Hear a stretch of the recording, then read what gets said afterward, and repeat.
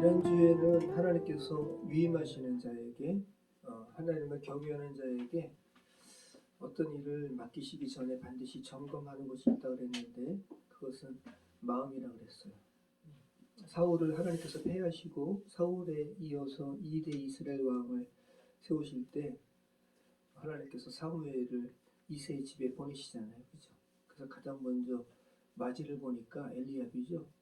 키도 크고 그래서 과연 사람이 보기에 너무 멋진 거죠. 그래서 사무엘이 속마음에 야 과연 왕이 될 만한 사람이구나. 그랬더니 하나님께서 사무엘에게 뭐라 그랬어요? 그의 외모를 보지 마라. 나는 그의 중심을 본다. 속사람 본다는 거거든요. 하나님께서 저와 여러분의 겉을 보시는 게 아니라 속사람 보신다는 거. 그리고 속사람이 진짜라는 거. 이거 다시 한번 기억하시기 바라요. 그래서 지난주 말씀에 제가 그 부분을 나눴습니다. 잠언이 지난주 말씀에 술, 음식, 또 음료 이러한 우리를 유혹하는 유혹거리들이거든요. 이러한 유혹에 대해서 뭐라고 그러셨냐면 너 술에 대해서 너 참아야 돼. 너 음식 그렇게 관원들이 있는데 통치자가 있는데 옆에서 음식 먹는데 그 개걸스럽게 먹는 거 단순히 너의 의지로 참으라 그러는 게 아니에요. 음료의 유혹에서 참으라 그러지 않고 그걸 참을 수 있는 문제가 아니라 너 마음에 그 유혹을 견디는 것은 너의 속사람 문제인데 너 속사람이 그거 못 참아. 내 마음을 내게 주라. 그래서 너 마음에 너 속사람의 조종관을 하나님께 이양하라. 빠르게 날아가는 비행기의 조종관 솔직히 거의 컴퓨터가 한다고 그러지만 위험할 때는 지난번에도 제가 영상을 뭘 봤냐면 허드슨 강의 기적이라는 걸 봤는데 와 이륙한 다음에 얼마 안 돼서 비행기 이상이 있으니까 회항해야 되는데 이 조종사가 판단한 거예요. 회항할 수 있는 그게 아니고 그래서 허드슨 강에 이제 착륙을 시도한 거죠. 근데 비행기가 물에 이렇게 착륙하면 어떻게 자연스러울 것 같죠? 뭐 안전할 것 같죠? 그게 아니라 엄청나게 파괴된다는 거예요. 날개 잘못한다거나 뭐 그런데 정말 기적인 거예요. 스강에 비행기가 착륙을 한 거예요. 그래서 다 살았어요. 근데 어떤 문제가 있었냐면 그 다음에 보험회사라든지 뭐 하여튼 이 조사했을 거 아니에요. 보니까 비행기의 연료가 충분히 다시 활주로로 공항으로 회항할 수 있는 양의 연료가 있었다라는 거죠. 그래가지고 이 기장을 고소했어요.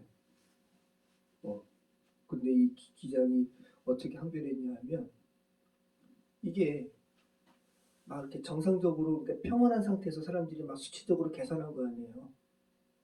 기장은 나는 그 순간 내가 어떻게 그 순간 판단해가지고 내가 다시 돌아갈 수 있는 연료를 다 계산해가지고 내가 어떻게 그럴 수 있겠느냐. 나는 그 순간 내가 할 수 있는 최선을 다했다. 그 결국은 승소했어요. 제가 지금 드리는 말씀이 뭐냐면 우리 인생은 여러분의 각각의 인생은 그 비행기를 모는 기장의 무게감보다 정말 더 큰 무게감을 여러분이 가져야 되는 거거든요. 여러분의 인생이 여러분의 그 조종관을 누구에게 맡겼냐에 따라서 또 완전히 망칠 수도 있고 그렇기 때문에 그래서 지난주 말씀 내 마음을 내게 맡겨라. 너의 그 인생의 조종관을 내게 맡겨라. 여호와께 맡겨라. 이거 하나님께서 여러분에게 제의하시는 거거든. 선택이에요. 억지로 하는 게 아니야. 하나님께서 강압스럽게 조종석에 앉아있는 여러분을 밀쳐내고 하나님께서 운전하시는 게 아니거든. 그걸 여러분 잘 생각하시기 바라요.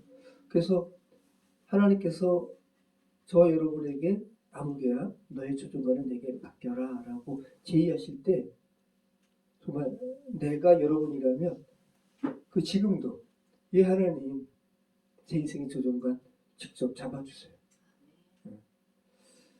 제가 청년 때 어떤 꿈을 꿨냐면,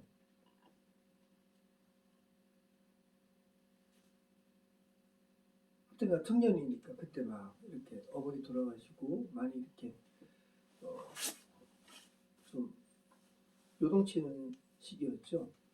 꿈에 그런 꿈을 많이 꿨어요, 진짜. 꿈에 운전을 제가 하는 거예요. 그때 이제 제가 늦게 운전면허도 땄지만 31살에 운전면허 땄나?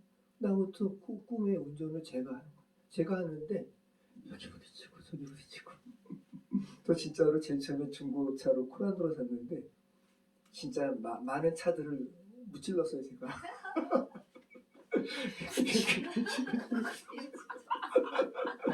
그러면서 그거 얼마나 손해봤는지 몰라요. 근데 진짜 꿈에 그 자동차 운전을 제가 하는데 여기 부딪히고 저기 부딪히고 와. 근데 그 꿈에서도 느껴지는 거예요. 아, 이게 내 인생을 이게 지금 내가 운전해야 하니까 이런 일이 벌어지는구나. 이거 느껴져요. 근데 그 다음에 제가 그때 온누리교회를 다녔는데 청년 때 신대원에 입학하고 1년을 제가 휴학하고 온누리교회 시스템을 좀 알고 싶어서 온누리교회를 제가 1년을 다녔어요. 근데 또 한 번은 제 꿈을 꿨는데 물이 막 넘쳐요. 그 지프차가 코란도가 지프니까 예전에 그 아주 상징적인 꿈은 상징이거든요. 그 참 상징이에요, 꿈은. 그 참 꿈도 아직은 과학이 많이 이렇게 풀지를 못했는데 꿈도 놀라운 걸 거예요. 이게 과학적으로 풀어지게 되면. 그런데 사람들이 막 이렇게 호우적거리고 있어요. 근데 차문이 열리고 제가 차문 근데 그 코란도 그 차를 운전하는 게 제가 아닌 거예요. 그래도 제가 꿈에서도 와 되게 다행이다. 이게 지금 내 마음을 내게 주라. 지난주 말씀이랑 지금 같이 연동되는 거예요. 재훈 재현아 그리고 수빈이 그죠? 전전의 집사님 여러분의 운전석의 그 조종간을 핸들을 여러분이 하시면 안 돼요. 하나님께 맡기시길 바래요. 이게 지난주 말씀이었습니다. 자, 오늘은 24장인데 우리가 이제 다시 나누진 않을 거예요. 다시 읽진 않을 건데 여러분이 같이 읽어봤어요. 어떤 내용인 것 같아요? 한마디로 너는 지금 이러이러한 여러 가지 잠언 24장에 제시되는 부분에 대해서 어떤 태도를 취하고 있니? 라는 거예요.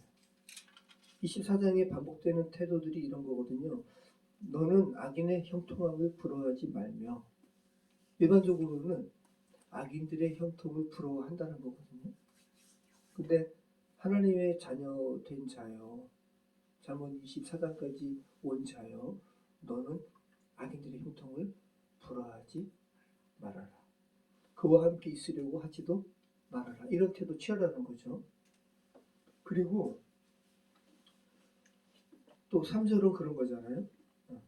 지혜로 집을 건축하고 그래서 지혜로 집을 건축하는 태도를 너는 취해라. 그리고 10절은 그런 내용이 있어요. 내가 만일 환난 날에 낙담하면 내 힘이 미약함을 보이느니라. 우리가 어려움을 당해요. 인생 가운데. 근데 그때 낙담해요. 그런데 하나님을 경외하는 자들은 또 하나님께서 궁극적인 인생의 주권자이심을 아는 자는 낙담하지 않는다는 거죠. 낙담하면 오히려 너 힘의 미약함을 세상에 너가 보이게 되는 거야 라고 이야기하는 거죠. 그 다음에 16절로 18절에는 이런 내용이 있어요. 대적 의인은 7번 넘어질지라도 다시 일어나려니와 악인은 재앙으로 말미암아 엎드러지느니라. 내 원수가 넘어질 때 즐거워하지 말며 그가 엎드러질 때 마음에 기뻐하지 말라. 여호와께서 이것을 보시고 기뻐하지 아니하사 그의 진노를 그에게서 옮기실까 두려우니라. 자, 하나님을 경외하는 자는 7번 넘어질지라도 다시 일어난다는 거예요. 실패에 그대로 그냥 머물러 있지 않다는 거죠. 근데 또 하나 중요한 말씀을 하는 게 뭐냐면 17절 18절 말씀인 거예요. 원수의 넘어짐을 기뻐하지 말라. 일반적인 사람들은 원수의 넘어짐을 기뻐한다라는 거죠. 근데 하나님께서 그걸 보신다라는 거예요. 야, 원수의 넘어짐을 내 자녀가 기뻐하네. 이 자녀 안에 악이 내재적으로 지금 아직도 구축되어 있구나라는 부분이기 때문에 이런 부분 지금 주께서 경고하시는 거죠. 태도를 분명히 하라는 거예요. 자, 그러면 일반적으로 원수가 망하면 기뻐하는데 자신의 원수거든요. 자신의 원수가 망하는데도 불구하고 기뻐하지 않는 사람이 있다는 거죠. 오늘 본문의 제목과 같은 사람이에요. 어떤 사람이에요? 도약된 사람. 우리 복장부임 때 수빈이 어머니께서 그 말씀을 나누셨잖아요. 엄청 뛰어넘기를 바라신다고. 그죠? 우리의 삶에 각각이. 우리 재문제 연도 마찬가지. 삶의 어떤 부분에 있어서 하나님께서 엄청 뛰어넘기를 바라시는 부분이 있죠. 도약하길 바라시는 부분이 있다는 거예요. 자, 그래서 도약은 지금 제가 단순 껑충이라고 이야기했지만 단순한 점프가 아니에요. 질적인 변화지. 아이들 키도 그래요. 아이들 키가 여러분 이렇게 사선으로 대각선으로 쫙 클까요? 아니면 층계식으로 클까요? 층계식으로 커요. 특별히 수면 잘 많이 자야 돼. 게임하느라고 잠못 자면 키 안 커요. 뭐 유전이라 그러면서 아빠 핑계 대면 안 되고 게임에서 그런 거야. 아무튼 아이들 키가 충분한 수면할 때 이때 이제 푹 자라는 거거든요. 그리고 특별히 이제 사춘기 왕성하게 이제 에너지 할 때 그때 이제 해서 눈에 띄게 이렇게 볼 때마다 잘하네라고 하는 것은 이렇게 대각선으로 자라는 게 아니라 이렇게 있다가 충분한 수면과 에너지 공급받을 때 푹 자라고 이런 거죠. 아보카도도 그래요. 참 이 아보카도 제가 이제 지금 저게 벌써 몇 개월째인데 죽은 것 같아가지고 제가 이렇게 사진 찍어가지고 그 AI에게 물어보면 아니요. 지금 보기에는 멈춰 있는 것 같지만 이 안에는 지금 엄청난 일들을 하고 있다고. 저는 계속 물 주면서 저 씨앗이 갈라질 거 저도 생각도 못했어요. 저는 식물 잘 못 키워요. 근데 아보카도를 아이 엄마가 먹고 아보카도 씨가 너무 예쁜 거예요. 야, 어떻게 이렇게 예쁘지? 그래가지고 아보카도를 이제 제가 키우려고 이제 시도를 한 거잖아요. 그래서 챗GPT한테 물어봤죠. 어떻게 이거 키울 수 있어? 그랬더니 이쑤시개로 사방을 꼽고 물컵에 반쯤 담그고 한 3, 4일마다 물을 갈라고. 그랬더니 저는 좀 늦게 된 건데 2개월이 지나니까 아보카도가 갈라지고 그 안에서 싹이 나고 그 다음에 이제 화분으로 옮겨 심은 거거든. 진짜 복음이더라고. 꼭 부활. 그 아보카도 씨앗이 이렇게 반으로 쫙 갈라지지 누가 알았어요? 야, 부활이에요, 그죠? 동굴에서 동굴문이 열리면서 예수님께서 부활하시는 것처럼.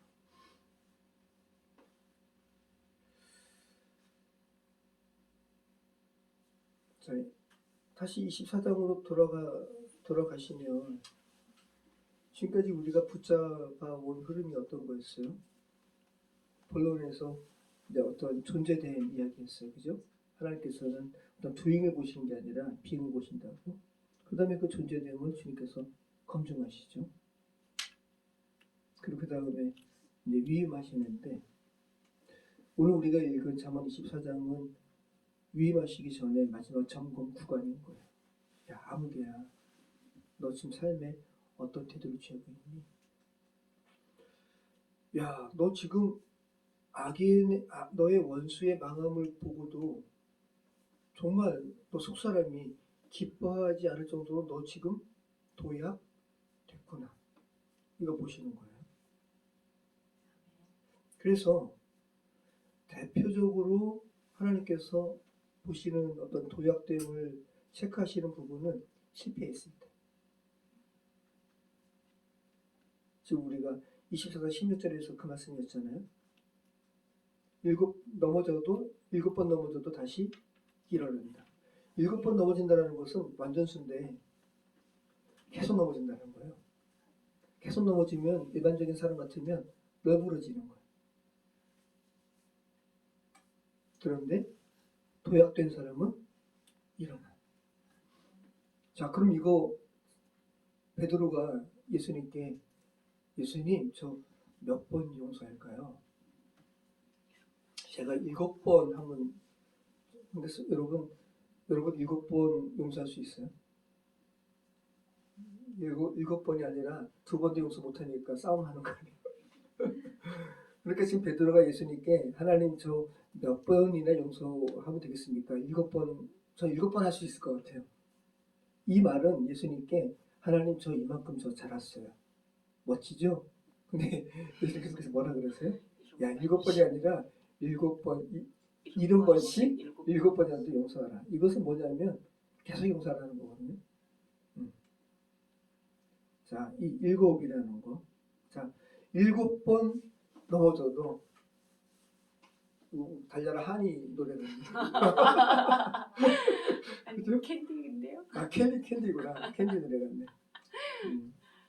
자, 우리는 계속 무너질 수 있다라는 거예요. 그런데 차이는 단 하나예요. 하나님께서 주목하시는 자와 하나님께서 이렇게 기뻐하시지 않는 자의 차이는 하나인데 하나님을 경외하는 자는 계속 일어나고 악인은 주저앉는다. 그래서 단순히 일어난다라는 행동을 이야기하는 게 아니라 그의 존재됨이 도약되었기 때문에 일어나는 거예요. 오뚜기처럼.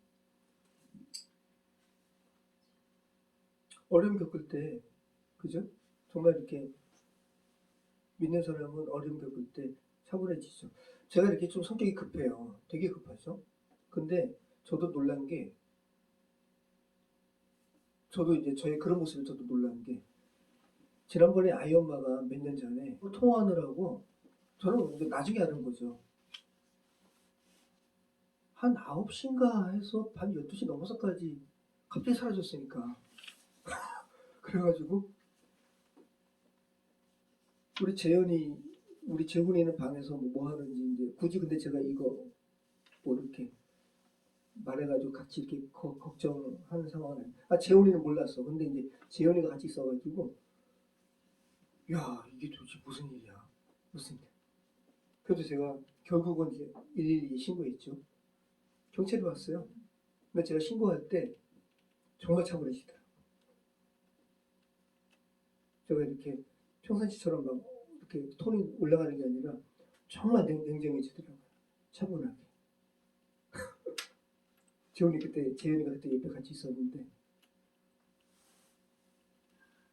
정말 차분하게 하나. 그랬더니 하여튼간 여자 경찰이랑 남자 경찰이 왔죠. 우리 집에 왔어요. 그래가지고 인상착의 이야기하고 가장 최근에 찍은 사진 경찰한테 주고 이걸 지금 저희 계속 가끔 문자에 어디에 실종된 사람 그거 있죠? 그런 식으로 하는 거예요. 그 다음에 이제 막 무전기에 막 그랬더니 이제 위치 추적이 됐대. 근데 우리한테 알려줄 수는 없대. 그러더니 아무튼 그다음에 이제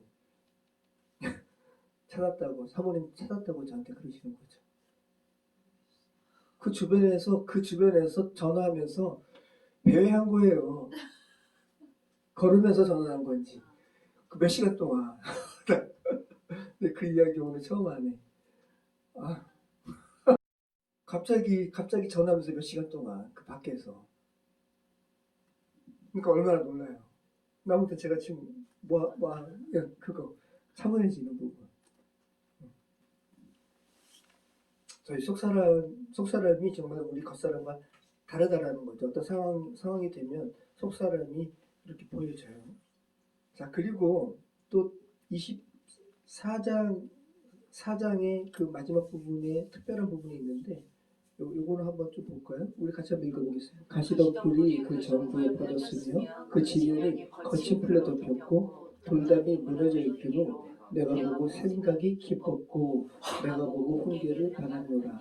내가 전도자자 전도주자 저 손을 모으고 좀 더 누워있자 하니 내 기름이 강도같이 오며 내 곤핍이 군사같이 이르리라. 왜 갑자기 게으른 사람의 밭에 대한 내용이 나올까요? 가시가 덮이고 돌담이 무너지고 이게 뭐예요? 이 사람이 죽은 사람이 아니거든요. 이 소유주가 살아있어요. 근데 그 소유주가 누구라고요? 악인이라고요. 방치했다라는 거예요. 방치.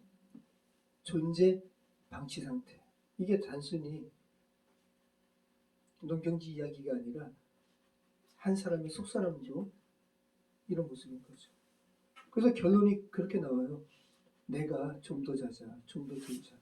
손을 어떻게 이렇게 표현이 나 괜찮아 다 깼어요. 깼는데 괜찮아 좀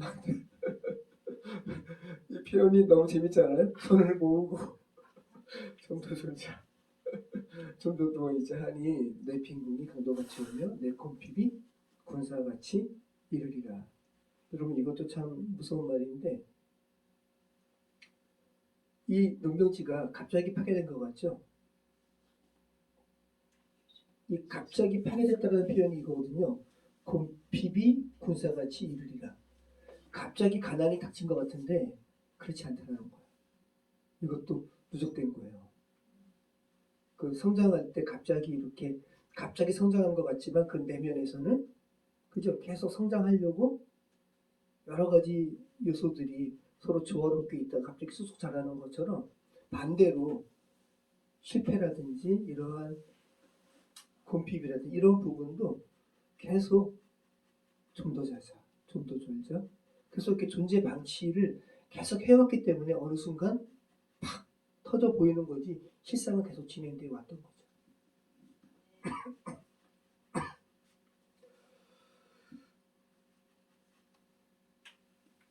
거의 들리지 않는 속도로. 그런데 느끼기에는 계속 이렇게 누적되어 왔던 것인데 느끼기에는 갑자기 이렇게 이런 변화가 갑작스러워진 것 같아요. 그래서 이 도약이 어떻게 보면 그냥 보면 도약, 껑충 이렇게 변하는 거잖아요. 근데 그 안에는 많은 역사들이 그 이면에는 숨어 있다는 거. 여러분 애벌레에서 나비가 되는 과정이 참 신기하지 않아요?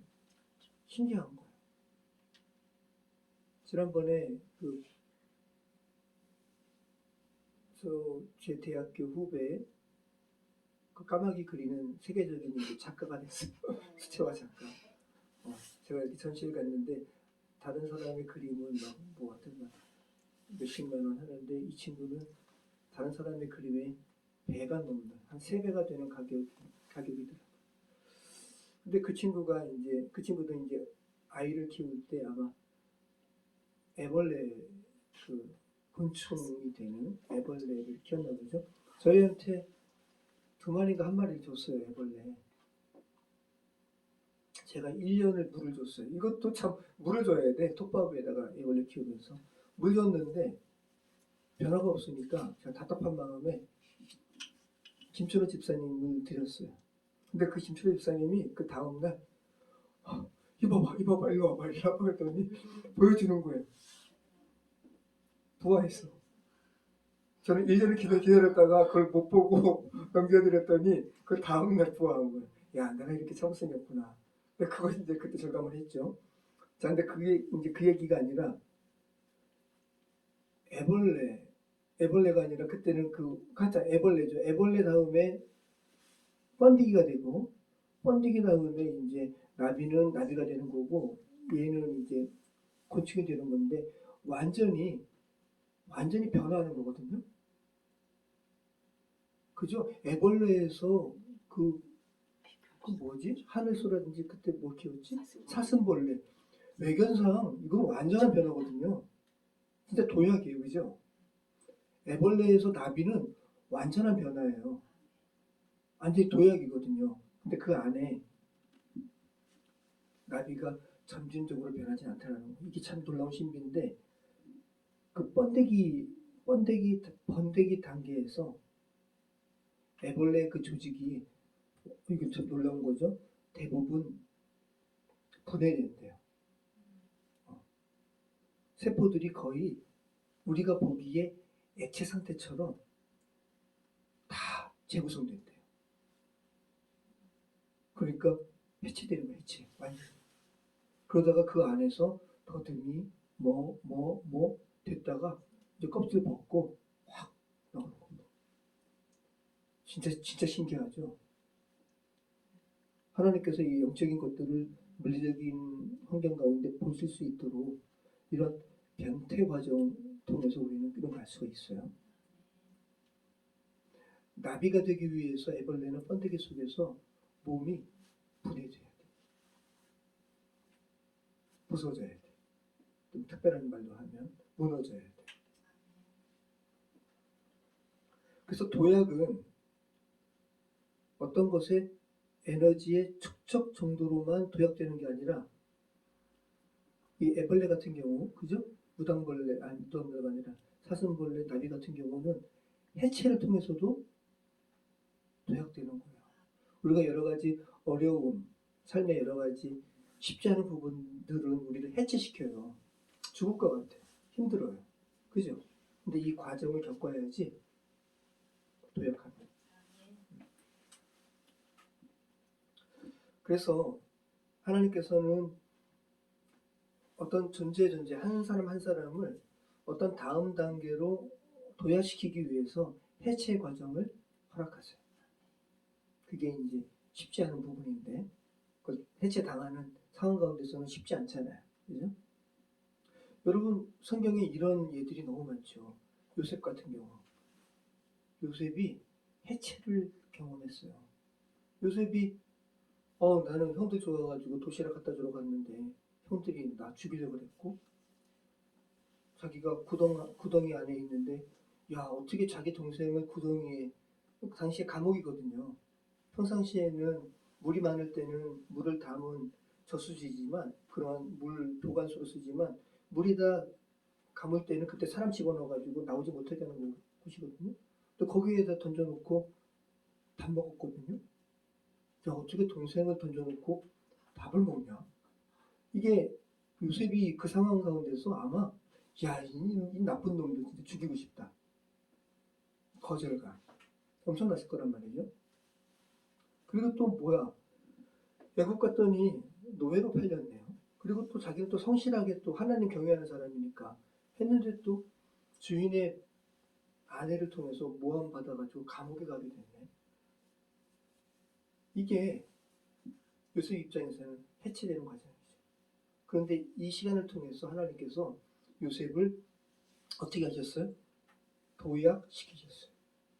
그래서 형들을 이제 40년 만에 이렇게 만났는데 형들은 이제 자기들이 저지른 죄가 있으니까 근데 이제 요셉이 사랑하는 아버지 야곱이 살아있을 때는 요셉이 어떻게 해야지 못하는 거지. 그래서 우리를 이렇게 살려줬지만 아버지 야곱이 죽으니까 요셉에게 무릎 꿇고 거짓말로 요셉에게 이야기하는 거 아니에요.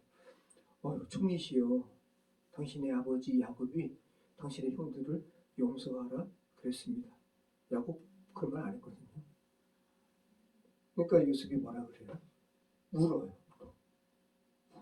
요셉은 눈물의 사람이고 그러면서 요셉이 하는 말이 뭐예요? 와 형님들 그런 소리 하지 마십시오. 형님들은 저에게 악으로 되어 있지만 하나님께서는 그 악을 선으로 바꾸사 오늘 이런 일이 있게 하겠습니다. 제가 형님들의 자식들 제가 다 동행하겠습니다. 요셉이 해체되었죠. 그리고 다시 도약되었어요. 이게 번데기 그죠? 애벌레가 나비가 되는 과정과 똑같은 거죠. 뭐 요셉만 그래요? 그죠? 욥도 그렇죠. 욥은 엄청난 부자였어. 근데 뭐 지난번에도 한번 나눈 이야기니까. 근데 욥이 의인이었어요. 의인. 당대 의인이었거든요. 근데 그 고난을 거쳐서 해체된 과정을 거친 다음에는 욥이 뭐라고 하나님 앞에 고백하냐 하면 이제 저는 내 눈으로 하나님을 본 사람이 되었습니다. 이전에는 귀로 듣기만 했었는데 저 이제 하나님을 봅니다. 우리 재윤재요, 또 수빈이, 그죠? 귀로 듣기만 했어. 그리고 그 귀로 들은 하나님이 정말 하나님인지 나는 모르겠어요. 근데 하나님께서는 그런 여러분의 그러한 하나님 앞에 대한 여러 가지 의문들, 질문들, 이런 상황을 통해서 여러분을 해체시키시고, 그리고 여러분을 도약시키기를 원하세요. 그리고 여러분의 입에 하나님께 고백하기를 바라시겠죠. 하나님, 저는 정말 유신적인 아버지, 인격적인 관계를 통해서는 하나님이 아버지라는 거 제가 참 쉽지 않았는데, 이제는 하나님은 그런 하나님 제가 듣기만 했는데 저 이제는 하나님을 눈으로 봅니다 라는 고백을 하나님께서는 수빈을 통해서 우리 재훈이가 하기를 바라시죠. 베드로도 그렇죠. 뭐. 그죠? 예수님을 부인했잖아요. 그 베드로 입장에서는 정말 죽고 싶은 거예요. 여러분, 베드로나 예수님을 은 30에 팔아서 결국 그 죄책감을 이기지 못해서 곤두박질 쳐가지고 내장이 파열돼서 죽은 유다나 그 죄책감 똑같은 거예요. 근데 베드로가 그 과정을, 그 해체의 과정을 감내했어요. 그리고 나중에는 어떻게 하는 거예요? 내가 어떻게 그렇게 순교에 다녔다 그래요. 내가 어떻게 예수님처럼 내가 죽을 수 있겠냐. 예수님은 이렇게 달려 돌아가셨지만 나는 거꾸로 매달려서 순교했죠. 베드로. 여러분, 바울도 그래요. 바울도 도약된 사람이에요. 바울은 예수님 믿는 사람 잡아다가 죽인 사람이었어. 예수님을, 그리고 그 사람들을 입으로 예수님을 저주케 한 사람이에요. 바울은 이런 걸 본다면 엄청난 죄인, 진짜로. 죄인 중에 괴수라고 그러잖아요.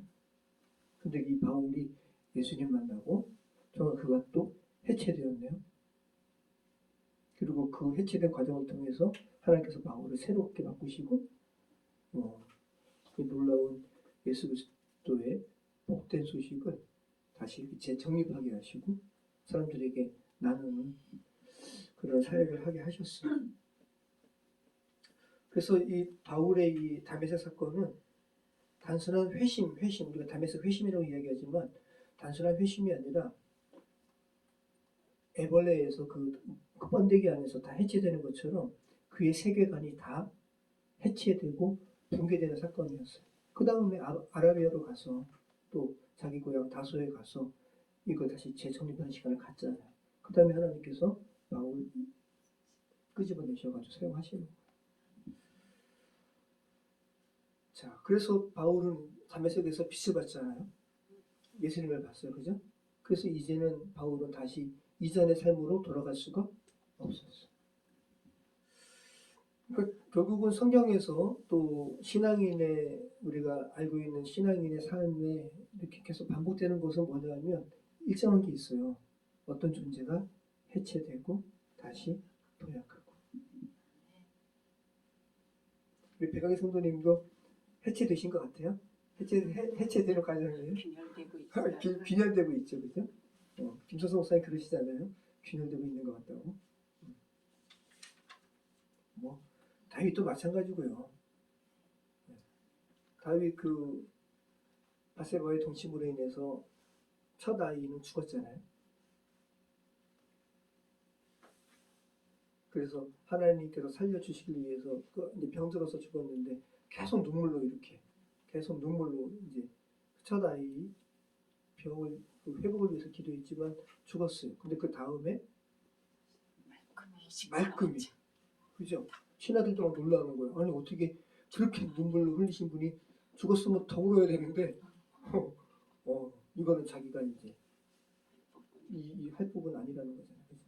그죠? 완전히 이제 깨끗한 다시 한번 그리고 그 뭐라 우슬초로 씻겼나이다. 이게 다 엄청난 자기의 회개와 자복과 해체되는 과정을 표현한 거거든요. 그 다음에 새로운 존재가 되는 거예요.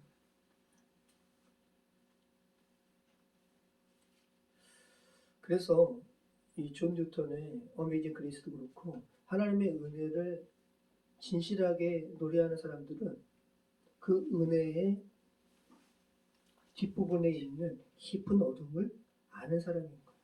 그렇기 때문에 하나님의 은혜를 노래할 수 있는 거예요.